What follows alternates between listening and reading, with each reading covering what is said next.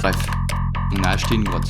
On a compris qu'on avait peut-être sous-estimé le projet. Déjà, il y avait ce grand jardin et cet arbre qui déborde. Et honnêtement, on savait même pas quoi en faire. Puis, on est entré dans la grotte. Et là, premier constat, il y avait de l'humidité partout. Alors au début, on trouvait ça normal. Après tout, c'est une grotte. Puis, on a commencé à se renseigner et on a découvert un problème. Une grotte ressemble un peu à une bouteille couchée à l'horizontale. Pas vraiment de sortie d'air, avec une seule entrée. Et nous, notre objectif, c'est d'en faire un vrai lieu de vie. Autant dire qu'il allait falloir trouver une solution. Mais ce n'est pas ce qui nous a le plus surpris. Tout au fond de la grotte, on a découvert une énorme plaque. Une plaque qui était là depuis très longtemps et qui raconte une partie de l'histoire du lieu. Une histoire qu'on est encore en train de reconstituer. À ce moment-là, on avait plus de questions que de réponses. Alors on a fait intervenir un géologue. Il nous a expliqué comment la roche fonctionnait, comment l'eau circulait et même réaliser des carottages dans le sol. Et plus on avançait, plus on découvrait des choses qu'on n'avait jamais imaginées. Franchement, on pensait acheter une grotte. En réalité, on a surtout acheté une énorme énigme. Et ça, c'est que le début.